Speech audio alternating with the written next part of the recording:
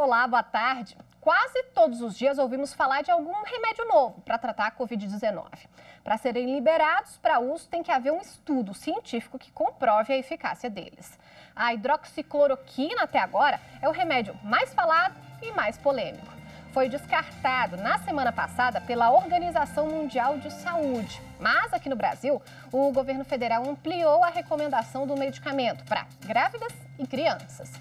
No Jornal da Justiça de hoje, vamos falar sobre a importância de estudos científicos para nortear os tratamentos de doenças. Esse é apenas um dos nossos destaques e você vai ver também. Ministra do Supremo Tribunal Federal nega pedido de liberdade à ativista Sara Geromini. Sara Geromini, conhecida como Sarah Winter, está presa temporariamente desde o início da semana. O Ministério Público de Minas Gerais pede quebra de sigilo bancário dos sócios da cervejaria Baker. E ainda, trabalhar no comércio aos domingos e feriados é constitucional. A decisão é dos ministros do Supremo em julgamento no plenário virtual. O julgamento se deu na análise conjunta de duas ações que questionavam a medida provisória convertida em lei e que permitiu esse tipo de trabalho.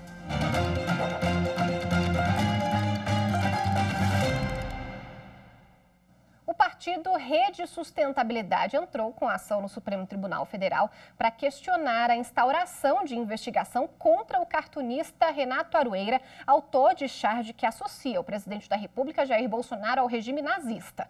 O jornalista Ricardo Noblar, que fez a publicação em uma rede social, também faz parte da apuração. O pedido de abertura de inquérito partiu do ministro da Justiça, André Mendonça, e leva em conta a Lei de Crimes contra a Segurança Nacional. Para o partido, os dois profissionais têm direito à liberdade de expressão e de imprensa. A ministra Carmen Lúcia é a relatora da ação. E a ministra Carmen Lúcia, do Supremo Tribunal Federal, negou o pedido de habeas corpus a Sara Geromini, integrante do Grupo 300 do Brasil. Ela está presa desde segunda-feira, acusada de envolvimento em atos antidemocráticos. A prisão de 5 dias pode ser prorrogada por mais 5 dias. Sara Geromini, conhecida como Sarah Winter, está presa temporariamente desde o início da semana e nessa quinta-feira foi transferida da sede da Polícia Federal em Brasília para a penitenciária feminina do Distrito Federal. Nas redes sociais, Sara fez várias ameaças diretas ao ministro do Supremo Tribunal Federal, Alexandre de Moraes. Por isso, a Procuradoria-Geral da República pediu a prisão dela e de outras 5 pessoas. As ameaças ao ministro Alexandre de Moraes começaram depois que Sara Geromini foi alvo de uma operação autorizada por ele no inquérito das fake news que apura a produção de notícias falsas e ataques aos integrantes do Supremo Tribunal Federal. O caso de Sara Geromini estava na 15ª Vara Federal de Brasília, mas a denúncia por injúria e ameaça contra o ministro Alexandre de Moraes foi encaminhada ao Juizado Especial Criminal, que julga crimes menos graves que não resultam em prisão. O ministro Alexandre de Moraes, alvo das ameaças de Sara, é responsável por 2 inquéritos em que ela é investigada, o que apura atos antidemocráticos e o das fake news. Sara Geromini faz parte do grupo autodenominado 300 do Brasil, que estava acampado na esplanada dos ministérios em Brasília e tem realizado protestos pedindo o fechamento do Congresso Nacional e do Supremo Tribunal Federal. E o Ministério Público do Distrito Federal e Territórios pediu à Corregedoria da Polícia Militar a abertura de investigação sobre a atuação da corporação no acampamento 300 do Brasil. Segundo o governador do Distrito Federal, Ibanez Rocha, a PM tinha informações de que os manifestantes preparavam armas para investir contra órgãos públicos. E foi exatamente o que ocorreu com o ataque ao Supremo Tribunal Federal na semana passada. A demissão do subcomandante da Polícia Militar, de acordo com o Ibanez, foi por este motivo. Agora, os promotores querem saber se houve crime de prevaricação e deram 10 dias para que a PM comprove que instaurou o inquérito. O Partido Socialista Brasileiro entrou com a ação no Supremo Tribunal Federal para impedir que dados da carteira de habilitação de motoristas sejam compartilhados com a ABIN, a Agência Brasileira de Inteligência. O PSB questiona o decreto que firma a parceria entre o SERPRO, Serviço Federal de Processamento de Dados, e a ABIN. Ele permite o compartilhamento de informações da Carteira Nacional de Habilitação, como nome, foto, endereço, telefone e dados do veículo. Para o partido, a medida viola os direitos à privacidade, à proteção de dados pessoais e desrespeita a dignidade da pessoa humana. Além disso, a transferência massiva e indiscriminada de informações estaria sendo feita sem autorização das pessoas. O relator da ação é o ministro Gilmar Mendes. Ele deu 48 horas para que a União preste mais informações sobre o caso.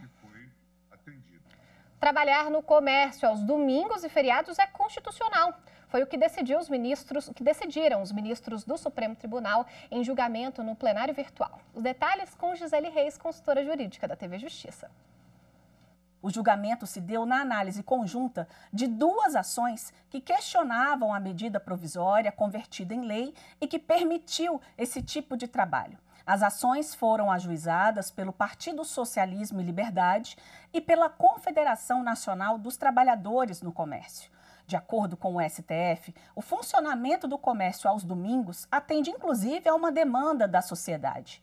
Um dos argumentos pela inconstitucionalidade da lei era a ofensa aos direitos sociais previstos na Constituição Federal. O ministro Gilmar Mendes foi o relator dos dois casos. Para ele, o país não pode parar uma vez por semana. E a Constituição garante ao trabalhador um descanso semanal a cada 7 dias trabalhados, mas isso não significa dizer que precisa ser obrigatoriamente aos domingos. O ministro também deixou claro que o trabalho nesses dias depende de autorização por meio de uma convenção coletiva e da observância do que dispuser lei municipal. Se o trabalho não for compensado, deverá ser pago em dobro, sem prejuízo da remuneração relativa ao repouso semanal, tudo isso conforme entendimento do Tribunal Superior do Trabalho.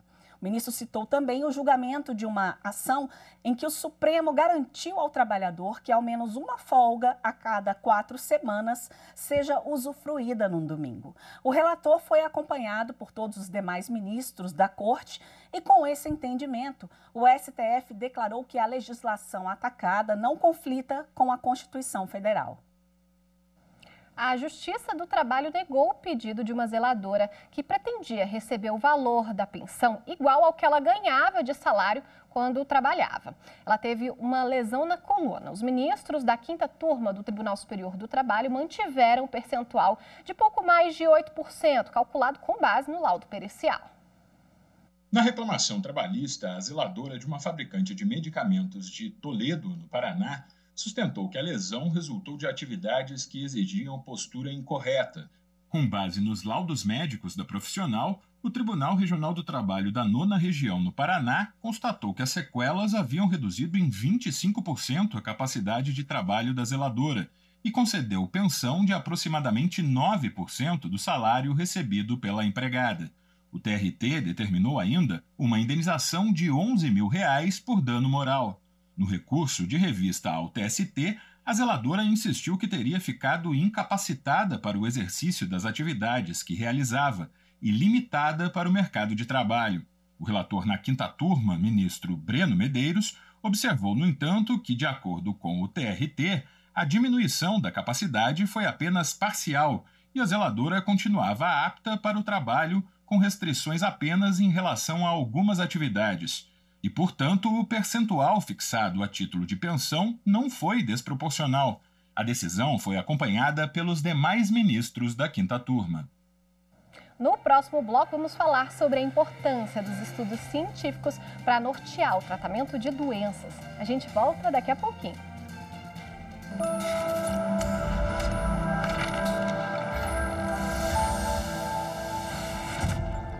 A Constituição da República de 1988 é uma Constituição voltada para o povo, voltada para o cidadão. Dentre os seus princípios fundamentais, podemos citar a dignidade da pessoa humana e os valores sociais do trabalho e da livre iniciativa.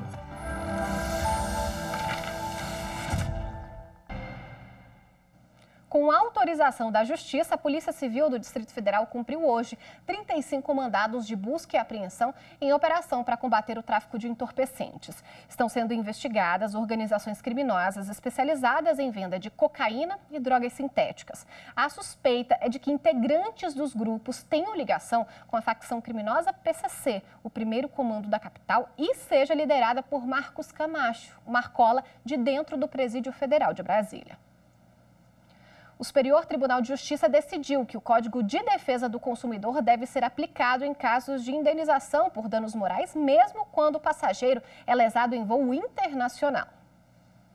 A terceira turma manteve um acórdão do Tribunal de Justiça do Rio Grande do Sul, que fixou em R$ 8.000 a indenização por danos morais para cada passageiro de uma ação movida por extravio de bagagem em voo internacional, com base no Código de Defesa do Consumidor. Além disso, o TJ determinou o pagamento por danos materiais conforme as notas fiscais dos gastos realizados enquanto os passageiros estiveram sem as malas. Neste caso, foram estabelecidos os limites da Convenção de Montreal, um tratado internacional sobre o tema. A companhia aérea recorreu ao STJ, afirmou que os conflitos sobre extravio de bagagem deveriam ser resolvidos pelas regras dos tratados internacionais ratificados pelo Brasil. Por isso, defendeu que fosse observado o limite máximo da Convenção de Montreal para indenizações, abrangendo tanto os danos materiais quanto os morais.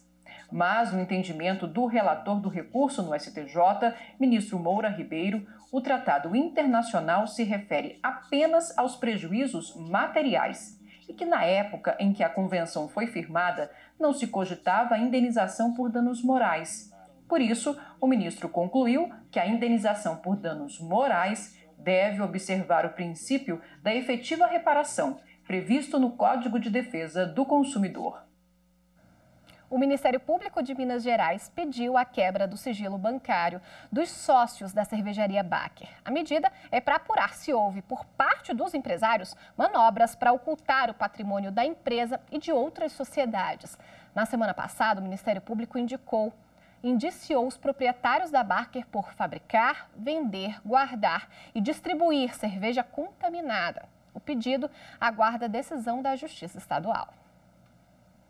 A busca por tratamento contra a Covid-19 voltou a provocar polêmicas nesta semana. A Organização Mundial de Saúde suspendeu de vez os testes com a hidroxicloroquina como tentativa de reduzir a mortalidade pela doença. Ao mesmo tempo, aqui no Brasil, o governo ampliou a recomendação do medicamento para grávidas e crianças.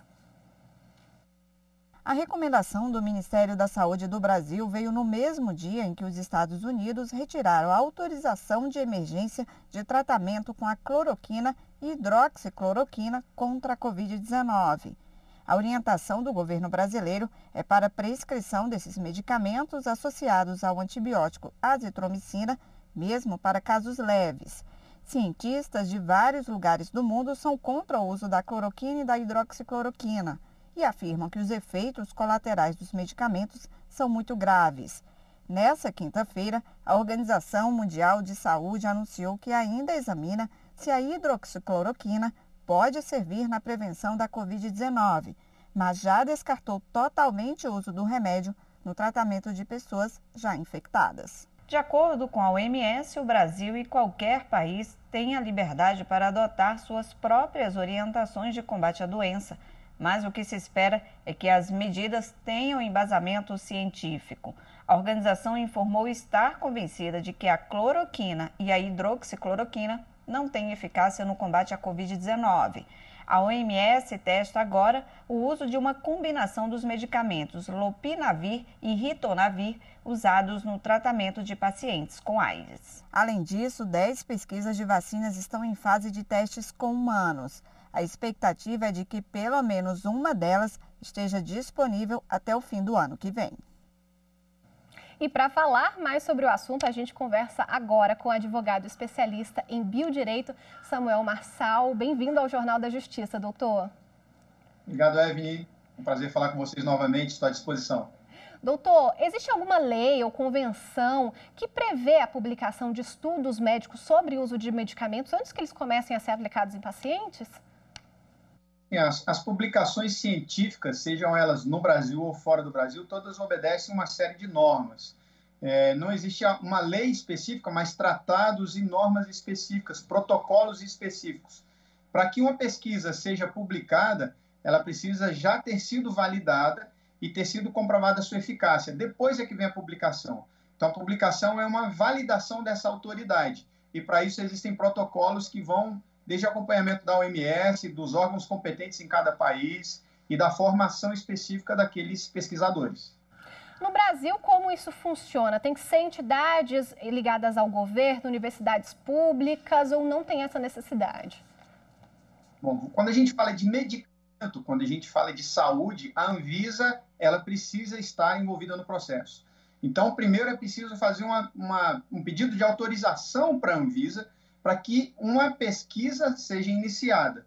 Então, tudo que diz respeito à vida, medicamentos, experimentos com animais, por exemplo, é preciso que a Anvisa autorize. Se não houver uma autorização da Anvisa, todo esse processo é questionado.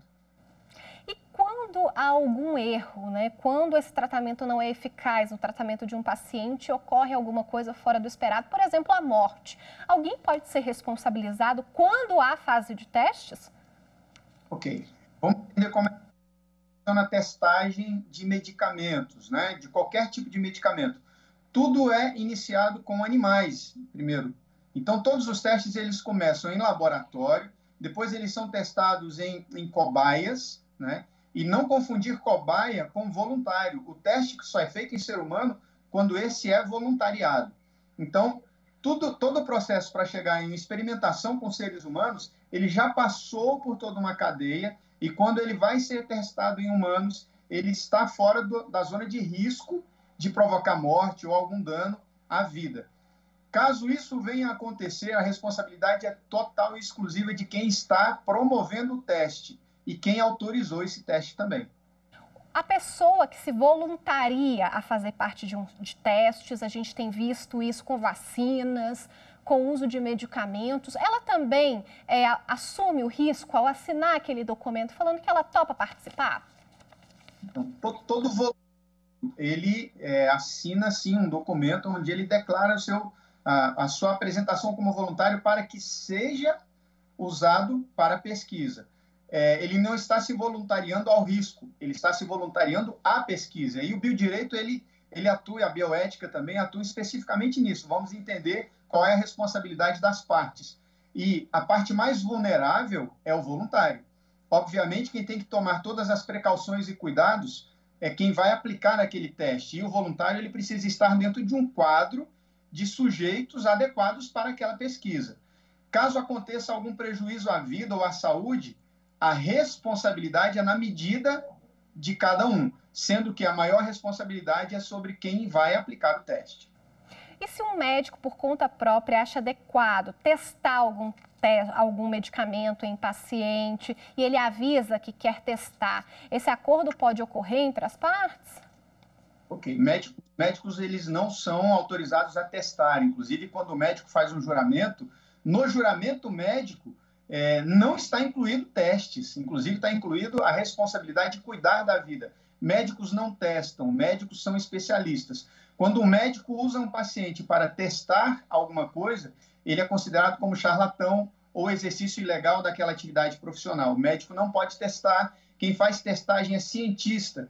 Um médico cientista que quer promover a testagem de algum equipamento ou de algum instrumento ou de algum medicamento, ele necessariamente tem que ser autorizado. Ele não pode fazer isso por conta própria. Doutor Samuel Marçal, muito obrigada pelas informações. Foi um prazer tê-lo aqui. Prazer estar com vocês de novo, à disposição sempre. Uma boa semana, um bom final de semana. Tchau. Um abraço. Veja a seguir as informações sobre a audiência pública virtual do TSE para aperfeiçoar a resolução eleitoral. Os detalhes no próximo bloco.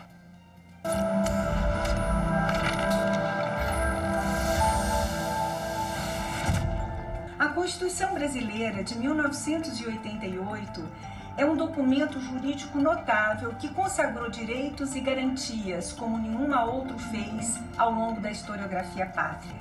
A ela coube a difícil missão de restaurar, durante a transição, a democracia no país, sem rupturas ou quebra de legalidade.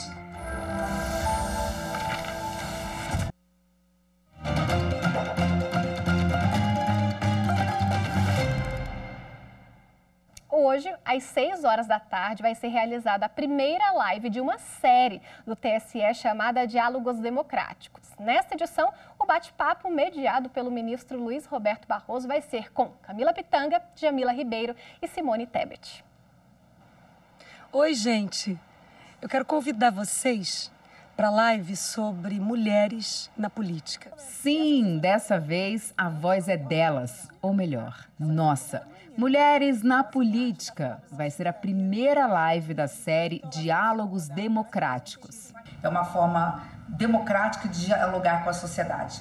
Vai estar sendo transmitido ao vivo pelo YouTube, pelas redes sociais. Eu espero que vocês participem fazendo perguntas. O mediador será o presidente do TSE, ministro Luiz Roberto Barroso.